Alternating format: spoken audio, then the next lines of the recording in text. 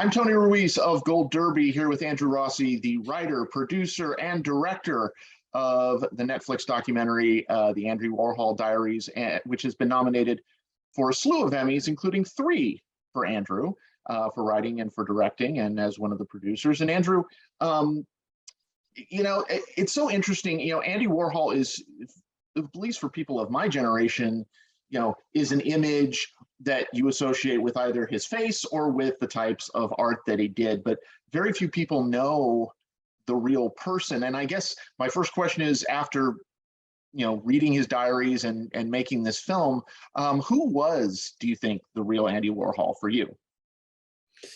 Wow, that's sort of the central question for many years, about who Andy Warhol is, because that also relates to how you interpret his artwork, which was so impactful in the 20th century. We know the icons of Liz and Marilyn, and as you say, his own self-portrait, his face, which appeared from the 1960s into the 1980s.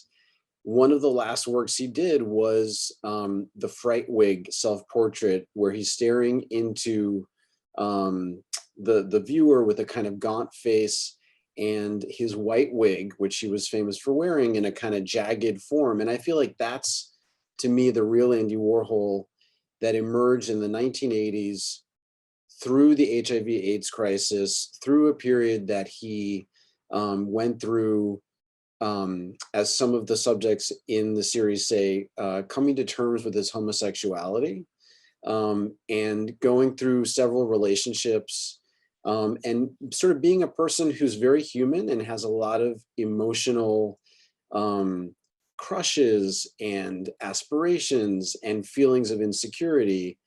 That's the true Andy Warhol, I think, and not really the persona who appeared in an armor with a leather jacket in the 1960s behind sunglasses and sort of seems so cool. That's part of him as a performance that he succeeded in presenting like an artwork very, very successfully. But the real Andy is somebody who I think we can all relate to. He's very sensitive. He has ordinary problems like we do. And I think tries to make art and be sort of getting the approval of society in order to assuage his broken heart. Yeah, well, it's interesting because it seems like one of the things I took away from the film as a whole is he oftentimes struggled with his own identity. That there were bits and pieces of Andy in his persona and his art and all, but the fragments never seemed to come together in his own mind.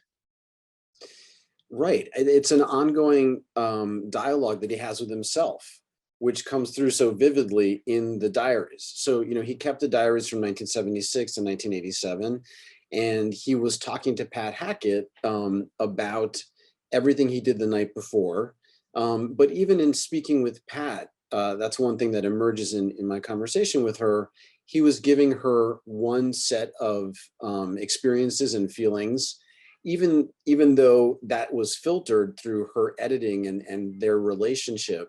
Still, you get this sense of him not being at ease with his place in the art world, with his romantic relationships. And so you're right, he's constantly trying to figure it out. And he's expressing that, I think, also in his artwork. And that's one of the things that I really wanted to do, was to look at the later work. We know the Electric Chair, the Marilyns, the other iconic works of the 60s, but in the 70s and 80s, he did some other incredible paintings that don't get quite as much attention in the art history or in the museums, including the Rorschach paintings, the Camouflage, which is a great metaphor for the ways that he kind of kept himself hidden.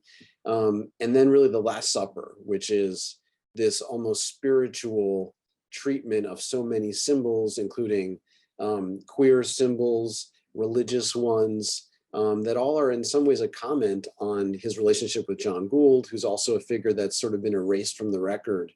So all this comes through in the 6 episodes.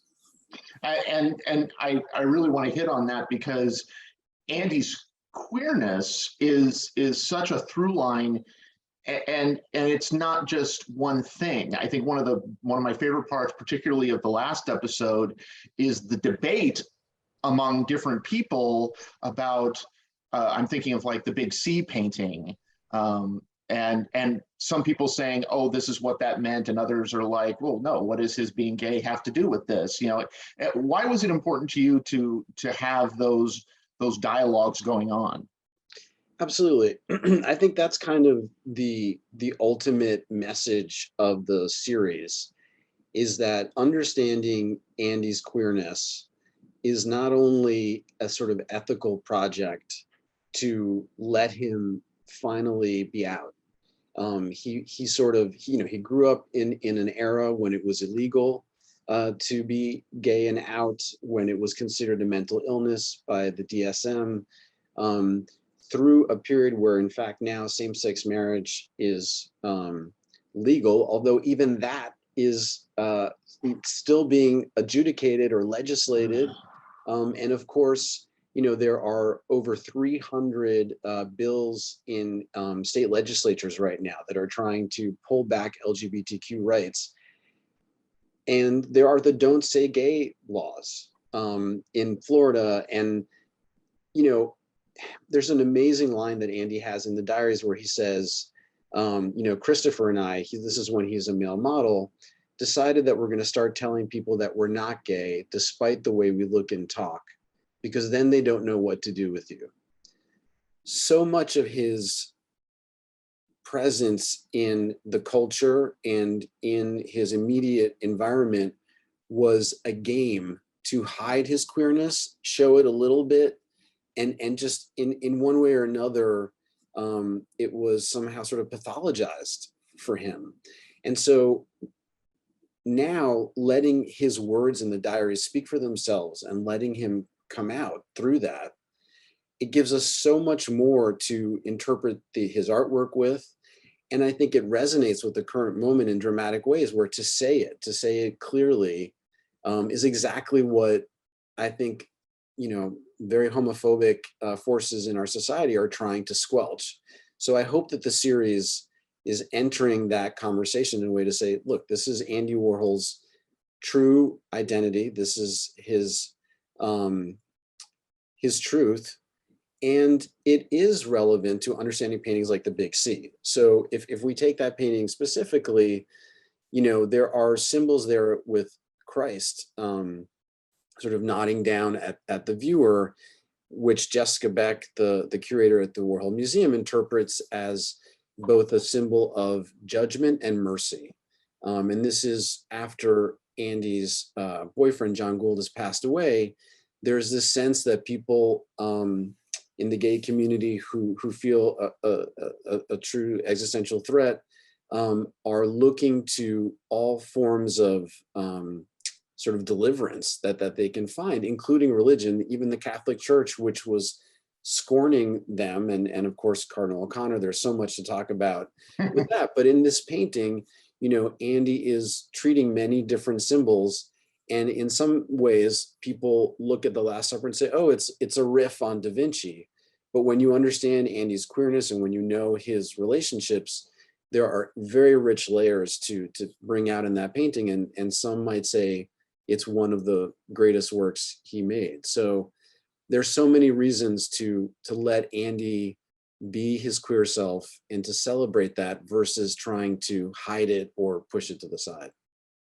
A lot of people don't. I want to specifically talk about the writing aspect of this doc, because I think a lot of people don't associate documentaries with writing. So what does that look like for people that might not understand that? Sure. Well, in this case, I wrote scripts that were trying to do a couple of different things. First of all, the diaries are 1,000 pages. And so I needed to adapt them. And, from the beginning, I responded most to Andy's very vulnerable and raw statements about himself. So the diaries contain lots of stories about parties and the proper names of celebrities, all of which, in a way, viewers 40 years later might not even know who he's talking about. But what they can, I think, connect to, and what I connected to, was the romance and the humanity, which I think the way that people love is such an important window into who their true selves are. And it was very humanizing to bring those stories out. So I tried to connect different stories and different parts of Andy's path. In a way, I thought a lot about the Canterbury Tales, which is, a book that, a lot of people read in elementary school or high school, sort of like, medieval story that you may not understand what it was like in the Old English language to live in that time, but there's meant to be a sort of like moral to each little story. They're like 3 or 4 pages long, the tales that are set in Canterbury, England. So I tried to go through all the entries and figure out what's the arc, what's Andy's journey, and then plot that out over 6 episodes, focusing on his relationship with Jed Johnson, John Gould, and then Jean-Michel Basquiat. Then the other objective I had was to look at what the interviewees were saying, all these people who live with Andy, lived through that period with him in particular, and then some sort of experts, what they were saying would relate to the artwork, and then this incredible trove of photographs and videotapes that were in his archive at the museum, the time capsules, and write out stories for each episode that take you through Andy's life, but also have this layer of analysis, art historical analysis, the social sort of shift between the 70s to the 80s, and weaving that all together. It just, if I'm making a feature film, I've written scripts for 2 features in the past, but frequently you're able to, especially in a verite doc, kind of go through the footage and just let the footage speak to you. This was a more complex kind of fusion of the diaries and writing, an adaptation of those entries, and then combining the art history with all the visual material. So I found it really fun to do that. And, it was helpful because there were many iterations. I think one of my favorite aspects of the film, and this kind of connects to what we were talking about earlier, the use of the artificial voice of Andy's voice, I thought was so perfect, because it is kind of like otherworldly, it is kind of blank, much like, Andy to a certain extent in terms of his struggling with his own identity. Was that kind of the goal with 100%. That, or was that kind of a happy accident that the sound ended up matching the kind of the mental thing going on with him? I think blank is the perfect word, because in a way that I hope produces a whiplash for the viewer. So, for example, in episode 1, you're listening to him describe a party for the Dior fashion brand that's on, the Upper East Side on Park Avenue. He's talking about all these socialites, and then in this sort of like blank tone, and he's sort of being critical of some of the people then towards the end. And then that same voice takes you down to the meatpacking district, where he's going out with Steve Rubell, and he's talking about Quaaludes, and we're seeing clips from Cruising to depict the scene in a gay bar and gay clubs. And there's a real I hope frisson, like juxtaposition in what you're seeing, but it's all through the same blank voice. And that, I think, helps you understand, like, this man who you've seen in publicity junkets and in other ways, like playing with the reporter in a blank way and deflecting questions. That same voice is capable then of talking about these sort of very risque scenes downtown. And then later in the series, we'll talk about the HIV/AIDS crisis and the suffering that his boyfriend is going through, or his own existential feelings of doom. and lack of meaning in life. And so, yeah, I hoped that the voice would be almost like an artistic and sculptural vector in the series. And also, I think that Bill Irwin performed it, and it was then interpolated with the AI that we were able to produce. And so it does sound like Andy. And so I hope that you feel like Andy's talking to you in your ear versus an actor, which, that can be great, but then it's like you're thinking about the actor's persona. And so the whole project here is to like get to the true Andy, and no more personas, just like, really, I want to understand the humanity of this person. So that was the idea. And I think I think it's so ironic that a voice kind of without a personality is kind of like Andy in search of his personality throughout the show. It doesn't have like a distinct individuality because Andy really didn't know who he was.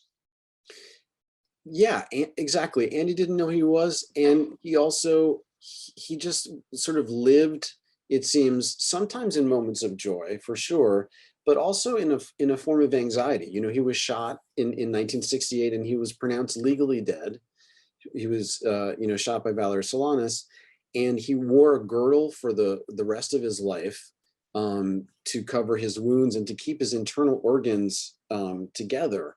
He really was a very reined in, calculated person. He really, I think, felt always very awkward growing up. His skin was blotchy. He was bald, very young. He just felt very much like an outsider. And so the voice is almost like another modulated form of like trying to keep it together. And so that's the whole idea of the robot. He said he wanted to be like a machine because machines have less feelings. And Lucy Sant in the series says it was almost like his heart was wrapped in gauze. There's just an incredibly sensitive person there who's trying to rein it in. So that's part of it. Just very quickly, it's probably a common question, like what would Andy make of modern society? But I wonder if you have a sense of why do you think this doc is perfect for this moment? I feel that the series has a melancholy to it. Some people have said this and wish, maybe some people wish that it was like, a little happier or something. And I think that there are moments of joy. I mean, I think Andy's relationship with Jean-Michel Basquiat is a rollicking good time for a lot of it. But there's also a lot of death and disaster that takes place in Andy's life here. His boyfriend dies of HIV/AIDS. He's living with that threat. He's feeling like the society is looking at him as a has-been, but it is really also important to understand, like, he's living in a time of an epidemic too. HIV/AIDS is resonates so much with COVID. And I developed and was working on this for 11 years, but we were in production starting in 2020. And in many ways, this show is a COVID baby. And I think there's something about the existential search for meaning and just figuring out, like, resetting, what do I care about, that is very much of this moment too. And so, I've been very thrilled and happy to see people respond to it. I mean, certainly there's, the feeling that it's supporting a queer figure in a moment where we're under threat. But also I think there's just an emotional, a softness to it and a feeling of wanting to figure out one's place in life that just resonates with this time that feels like it's cracking apart. Very, very well said. And I really, really responded to this on so many levels, and I thank you for that. Everybody go to goldderby.com, make your predictions for the Emmys, and stay tuned for interviews with more nominees in the coming weeks. Andrew Rossi of the Andy Warhol Diaries, a great pleasure. Thank you. Thank you, Tony. So nice to talk to you.